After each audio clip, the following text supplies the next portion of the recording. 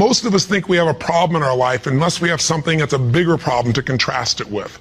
And when you see this story and you walk through their exact life experience of the course of these 2 years, the year that we work with them is 30 days, but you see the course of what's happened to them by finding out what's happened a year later, you begin to understand that it doesn't matter what happens in your life, you are more than any moment. There's no challenge you can't face and overcome. The events of our lives don't control our lives, our decisions do. And so I figured if we could take a couple that has faced this big a challenge and be able to break through, then you could look whatever's in your life and make it happen. It's kind of like, if I wanted to show you that if you could face your biggest fear, your smaller fears kind of drop aside. It's like, what's your biggest fear? Today, one of the biggest fears so many people in North America and around the world, in the Western world, are facing is losing their job. It's a horrific possibility. It has impact on your family, your psychology, your emotion, so many things, your choices. But the truth of the matter is, what's a problem? Losing your job is a massive problem until you find yourself in a position where you lose all your savings. What it took you maybe 10 years of working to get. Then what's a problem after losing your savings? That's not a problem anymore when all of a sudden you lose your leg or an arm or something horrific happens to one of your children. That's not a problem when someone tells you all of a sudden that you have terminal cancer. And I've had those moments where somebody says you've got that tumor in your brain and we don't know what it means. Those moments take your other problems and make them disappear. And you know what's interesting? When you ask most people in North America, what's the greatest thing that could ever happen to you? Give them 10 seconds. It's been done over and over again. First 10 seconds, what comes to your mind? What's the best thing that could ever happen in your life? The majority of people in North America say what? Can you guess? Winning the lottery. And many of them say winning a $100 million lottery, $200 million lottery. That's what's going to make their quality of life extraordinary.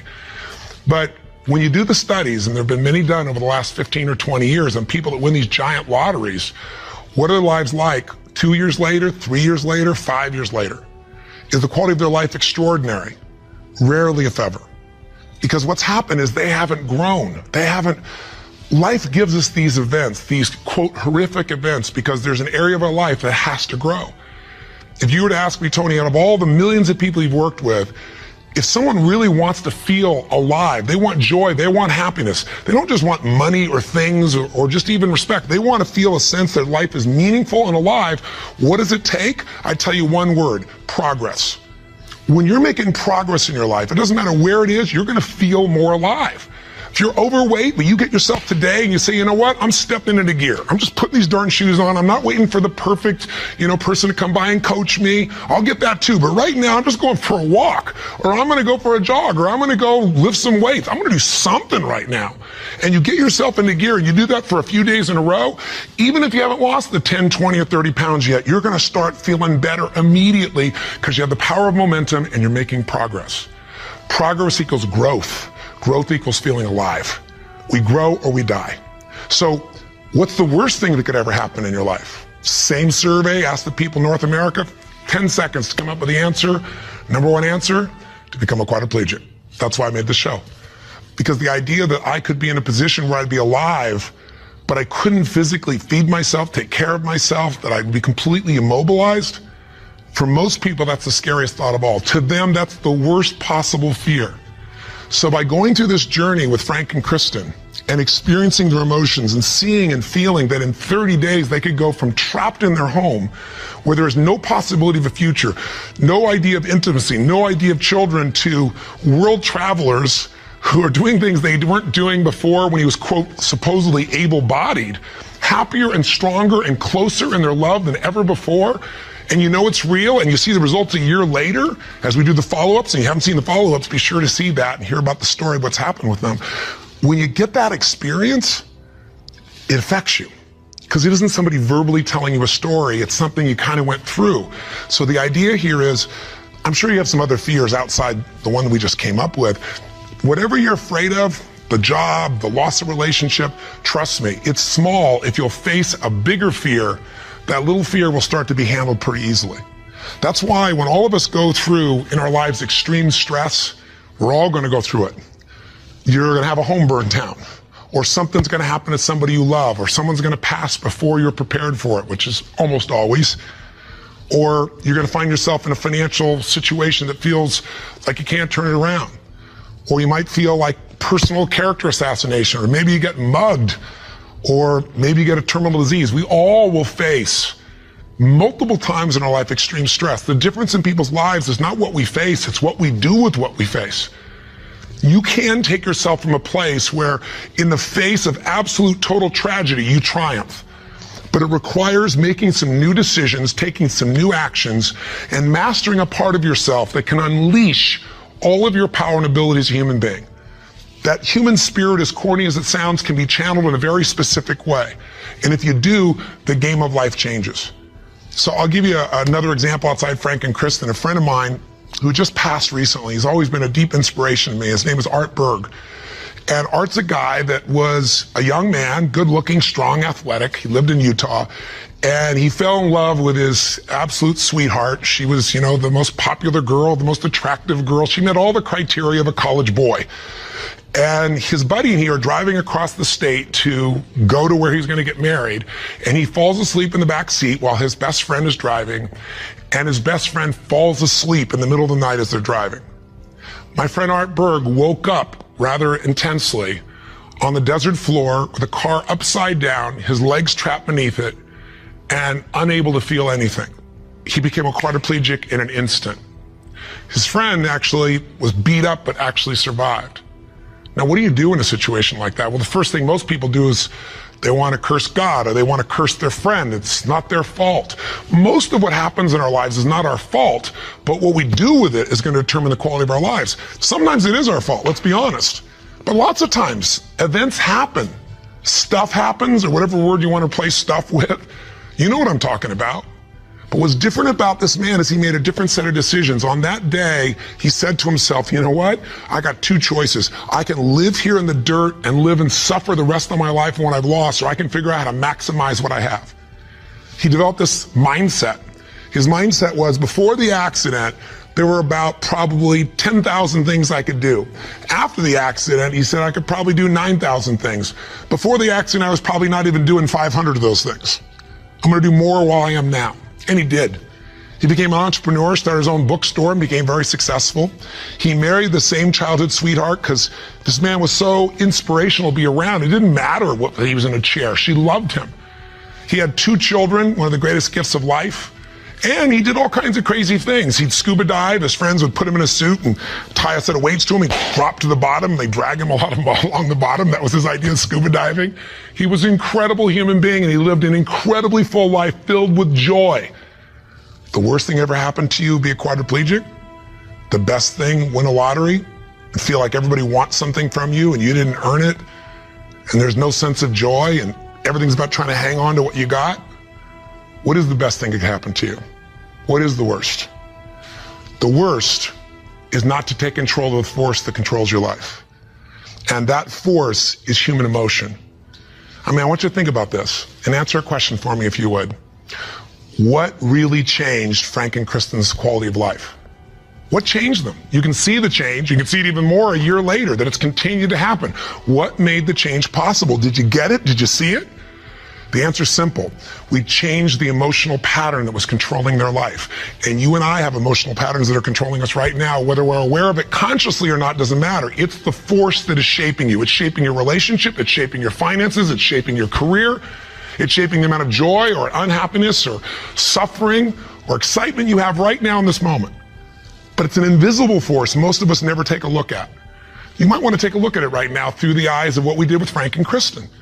Now, what was the emotional pattern that was dominating them at the beginning of the show? You could feel it, couldn't you? And there was this feeling of death, that there was no future. Probably the most common belief system in people in North America and now in Europe. 60% of Americans now believe that the future is going to be worse than the past for themselves and for their kids. 70% of Germans and Europeans, I think it's 80% according to the Pew study recently in France. Around the world, we're starting to believe that circumstances control who we are. Don't get me wrong, circumstances play a huge impact. Events play a huge impact on your life, but they're not the ultimate determining factor. The force of human spirit or emotion is it. With the right emotion, you can unleash things you could never dream of. And I know you know this is true. So take a look, let's analyze. Where do these two live after the accident? Well, where would you live if you were Kristen? I mean, you've lost your future, supposedly. There's no intimacy. There's no chance of children. You've become the full-time nurse to your husband who you love, but now you're changing his catheter every few hours. You're afraid to leave the house because you're afraid, what if he falls over? He may stop breathing. I mean, there's no life. So she goes from the emotions of feeling depressed for the life she's lost to feeling angry. I call it a crazy eight. We get tired of feeling sad and then we'll get angry for a while and then we beat ourselves up for being angry at ourselves or God or our partner and then we get all depressed again. It's a common pattern. You don't have to have something like their event happen in your life to get stuck in a crazy eight. But interestingly enough, she's living in that place and now what's Frank doing? Frank wants to help his wife, but he's got a limitation we got to break through. He's got a belief. All breakthroughs start with a change in your beliefs. Because once you believe how something is, that means you're certain that's how it is. If you're certain it can't change, you're right, it can't. I can't convince you, no one else can convince you. And Frank's thinking, I'm helpless and I've harmed my wife. And he's living with the emotions of guilt and sadness and depression. And when he's tired of that, he gets completely overwhelmed because he says, if I just would have not jumped in, or if I would have jumped in a different spot, or a million other things that they were different, then I wouldn't have destroyed my wife's life. Instead of saying, my wife needs me right now, and I don't give a damn if I'm trapped physically in this chair, my soul, my spirit's gonna reach her. That's my assignment, to get him to remember that power. To not only get him to remember it, but to get him to use it and shift his wife. And that's what we did through this process. How? Well, the process really was giving him a series of experiences that would change his entire belief about who he is. I could try to tell him, oh, here's what you can do. Yeah, I'm 6'7" and I obviously have use of all my appendages. Easy for me, right? But if I get him to have some experiences, like I bring him to Fiji and I show him he can get out of the house, more than get out of the house, become a world traveler and go through all the challenges that are part of that if you watch our little section of the story behind the story, you'll hear some things that weren't in the show about that, by the way. But I get him to travel to Fiji, and the first thing I got to do with him is I got to get him to experience, not know intellectually, but experience he can make a difference for his wife. He is not helpless. She needs him, and he can transform her. He can take her from crying, sad, out of control, angry, to laughing and giggling and feeling love that fast. It's a beautiful moment in the show if you watched. And all it is something called presence. Something if you're not clear about, do some homework, follow up with us or someone else, figure out how to create that because that's what changes relationships. Presence. It works. And Frank starts to understand, not verbally, but by his own experience, hey, I don't have to live in that sadness or that feeling of being unworthy or that feeling of being overwhelmed. I can matter. I can matter to her. I don't have to be the person she just takes care of. It was a huge shift in the experience.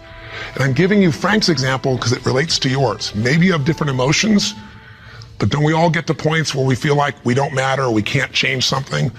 We're stuck, and it's our belief. Great way to break that belief, get yourself another experience. That's what I do with people in seminars. That's what I do in any coaching process. Change it. What do we do after that? We take him through the experience of facing his fears and we get him to do the skydive together with his lady. And he feels total freedom for the first time since the accident. You get freedom when you face your fear, not just face it, but you push through it. I get him to face separation from his lady for 10 days. Get him to be in a room with Olympic athletes who couldn't move across the room. He couldn't move across the room, but now they're incredible and he feels like he's not enough and he has to push through that. Show him how to get back his dream, drive his truck, get in that thing and drive 100 miles an hour, even though all you got is your elbows to drive the darn thing and I'm on the other seat. Pretty cool thing. So it was a stacking of these experiences that got Frank to own himself in a new way, to build a new identity, a new set of emotional patterns. So here are the steps, and this is what you want to do. What did I do with him? I did 4 things. That's all I really did at its core. Number 1, for both of them, for Frank and Kristen to transform, I identified where do they live emotionally. That's what you got to do. Where do they live emotionally? Well, we just decided, we just described where they live. Depression, anger on one side, feeling guilty, feeling overwhelmed, feeling sad on the other. There's no way they can change their life with that as the emotional fuel to get you to take action. You're not going to take action. There's not enough intensity to get you to get through the obstacles or the tragedies or the challenges. Once you see what the pattern is and you tell yourself the truth, this is where I'm living, step 2 I did with them, is I identified what's the antidote. So if fear is what's controlling things right now, we need an antidote called courage. Now, courage doesn't mean that you're not scared. Courage just simply means that you're scared to death, but you do it anyway. It's an emotional muscle. It doesn't feel good. You just exercise it. That's what courage is. I mean, everybody you know has different emotional patterns.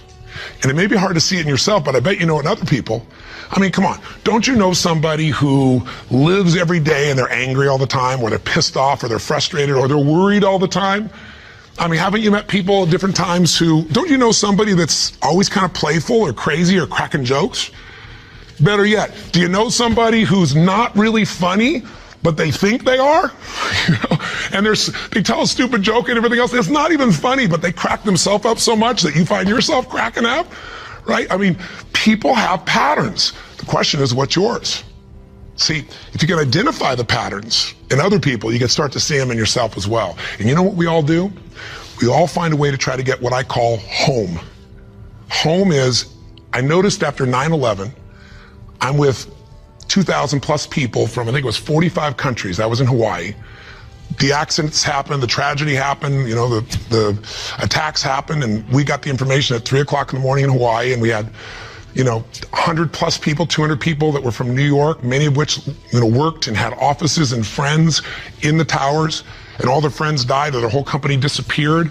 And I had to bring these people in from all these countries with different religions, different backgrounds, different belief systems. Some people were celebrating. Other people were crying and saying it was the end times. It was unbelievable. I noticed all this emotion around me. And the biggest thing to put them all together is I had to say, what's really going on here? And I noticed angry people got angry. Sad people got sad. Guilty people, a nurse, she was guilty. She wasn't there helping people, but she's always guilty. The angry lady's always angry. We all have a home. Many of the people didn't live in the United States, didn't know anyone in New York City, and they were yet angry, guilty, or sad. Why? They weren't angry, guilty, or sad about the 3,000 people a day that die of cancer and heart disease. They're all mothers, fathers, children. I pointed out that day. You can't be convenient with your compassion, and yet most of us are. We're unaware that we use events as a trigger to get home, back to the patterns we know, even if it's uncomfortable. So if you identify where you live, emotionally, the patterns that are limiting you, the second piece is find the antidote. Courage can replace fear. If you're feeling this unbelievable feeling of overwhelm, you need love or support. And not just go get it, go give it. See, finding that antidote starts to change the game. And then after you identify it, you find the antidote. Number 3 is you got to practice that emotion. I know that sounds weird. I'll explain what I mean in a moment. But you got to do that emotion enough consciously that you can go from frustrated or depressed to determined. And you know how to shift that gear, and it's not fake, it's not some pump up, it's real. And it changes your life when you can do that like that. And it's a biochemical change. It's not some I'm happy, positive thinking BS. That's not what I teach. I'm not here to tell you go to your garden and chant there's no weeds. I'm here to say there's the weed, go pull it out. But you're not going to pull it out without determination, without passion, without commitment. Am I making sense? So if you know the pattern, if you find the antidote, if you practice it enough, and then the final step, you condition it. You practice enough that you can just automatically go into it. That's when your life changes.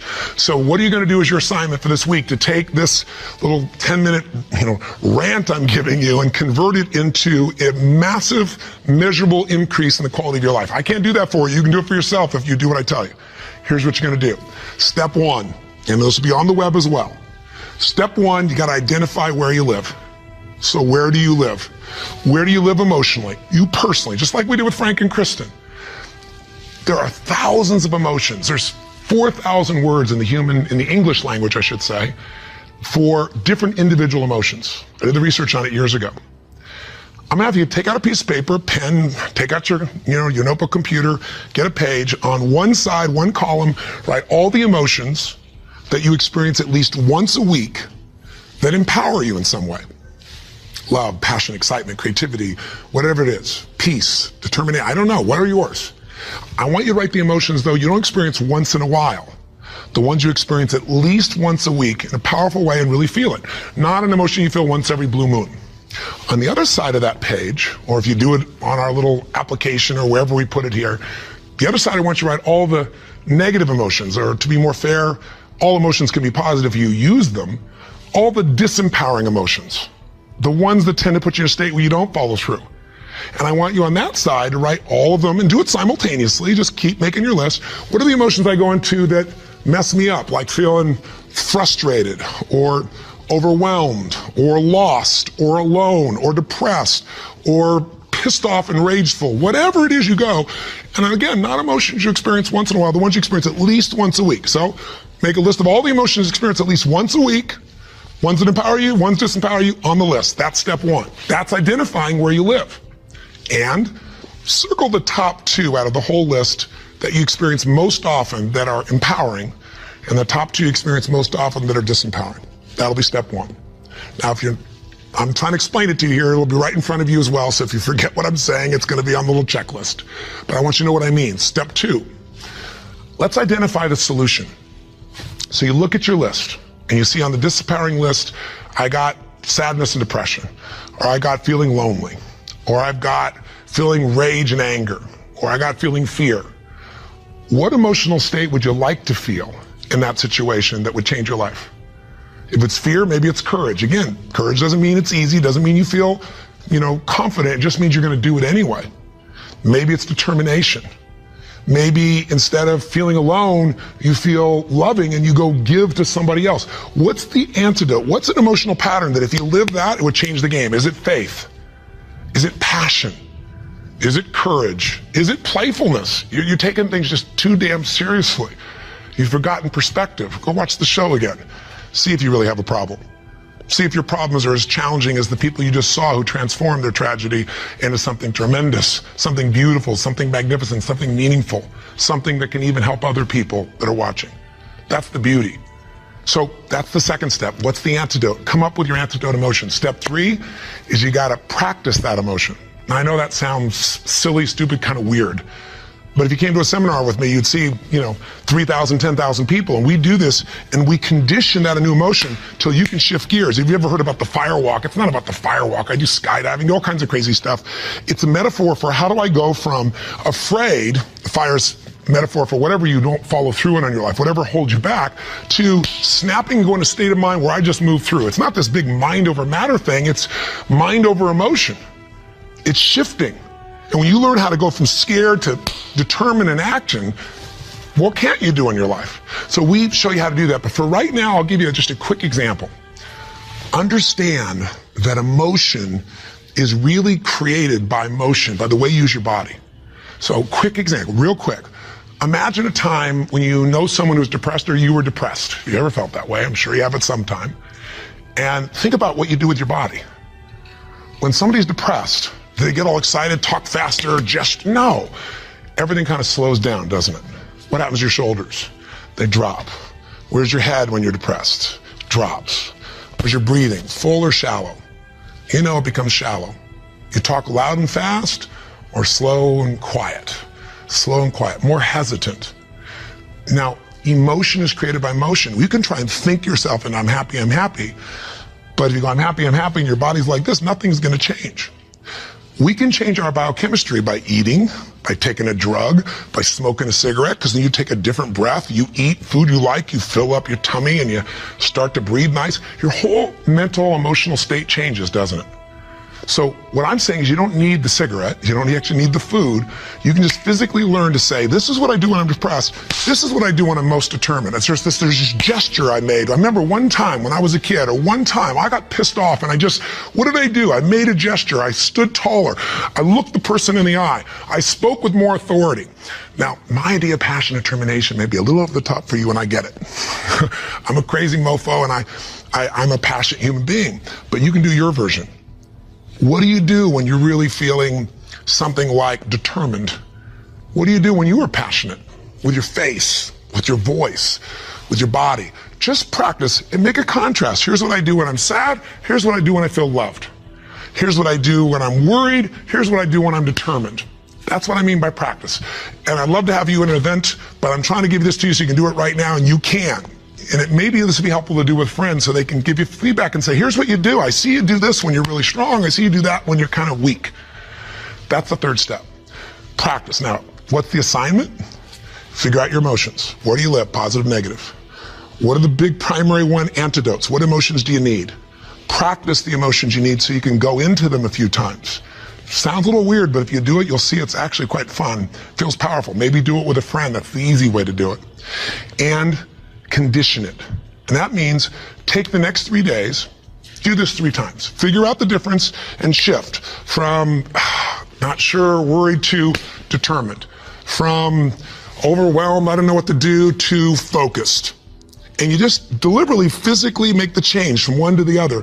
3 times for 3 days. If you're bold, do it for 7.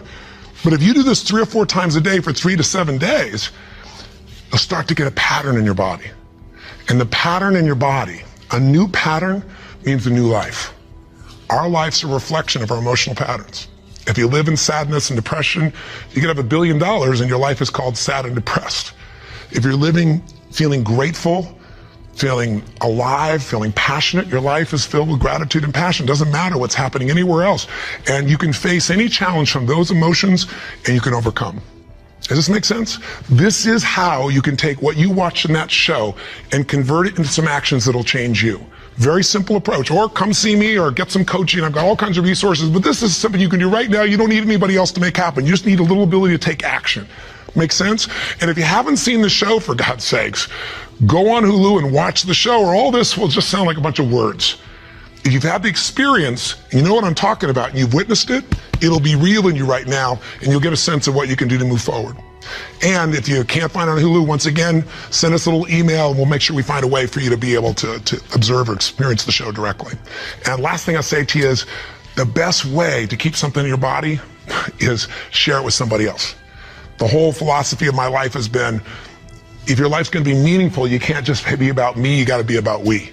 So if you can, if you feel like it, if your spirit's touched by this, help us pay it forward. Share this with your friends. You can share the clip of our show. You can share this little section. We got all kinds of ways. Just take the clip and send it. We even have a way you can push a button once again and send it virally to everybody. Everybody who's on your email list. We'd love it if that works for you. If you don't, we're totally respectful of that. But in the end, I can promise you one thing. If you will do this, if you'll discover your current emotional pattern and you'll change it through a little bit of practice over and over again, you will change the quality of your life no matter what you're facing. Make sense? Thanks for taking the time. I hope this was close to 10 minutes. I went a little crazy, but it's really just designed to try to really serve you. So till I see you again, hopefully next week, live strong and live with passion. God bless.